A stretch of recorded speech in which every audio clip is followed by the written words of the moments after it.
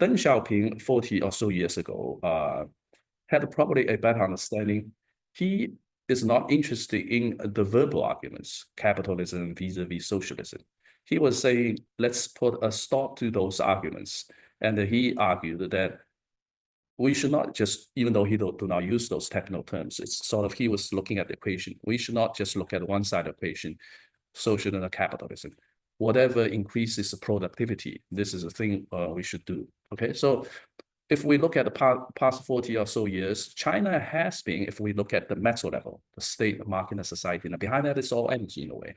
We start from a system that the energy concentration was overwhelmingly in favor of state, now to probably halfway, okay, as a result of market-oriented reforms and opening up the process, and the big numbers for you to sort of looking at. The non-state sector, almost from scratch 40 or so years ago, the private or the non-state sector contributed 50% in terms of taxation, 60% in terms of GDP, 70% in terms of innovation. I don't know how people measure that, but that's the number, and 80% in terms of employment, and 90% in terms of the number of firms. Most of them are small and medium-sized enterprises.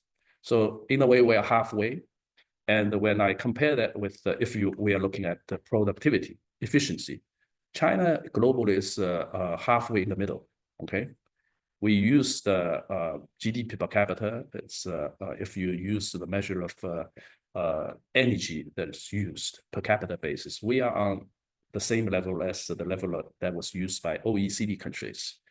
We produced 12,000 US dollars, but all OECD countries more market-oriented, plus other qualities of state, as Yasin mentioned, they produced 42%. So there is a big difference in terms of 30% GDP to explain.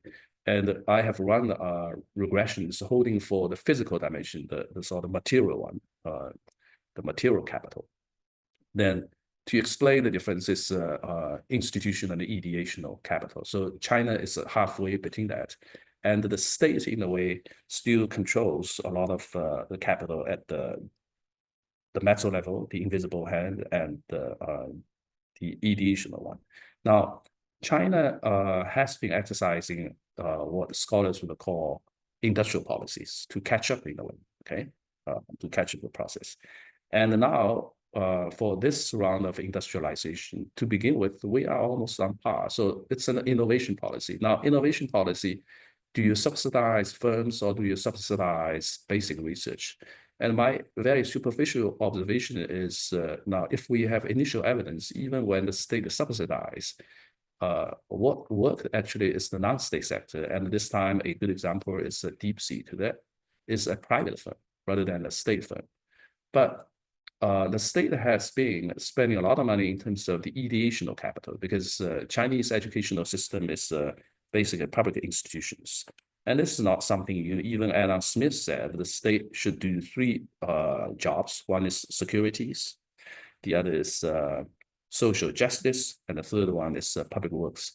And the Chinese educational system has been producing a significant amount of engineers. So when these students graduate from universities and they either go to the state sector or go to the private sector, and for the Chinese system as part of the globalization, it will be very easy for us to close the gap.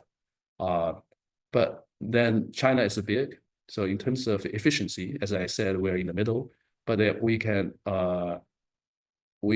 sort of looking for speed rather than efficiency. Without reach the highest level of efficiency, if economists care, what economists care is efficiency and welfare. Without reaching the highest level of efficiency, we can still do a lot of things with the three layers of capital: material capital, institutional capital, and ideational capital. Now, let me put a final cap, the institutional capital. In mathematics, there is a term called ergodicity. In other words, time and space is curved. This is about nature. Einstein can see that. But the human environment was the one that was built by humans. And because of probably the irrational parts of humans, that curve It's curved, but it curves in different ways, and it varies across countries, and that will have a deep impact on economic performance. Let me stop there. Thank you.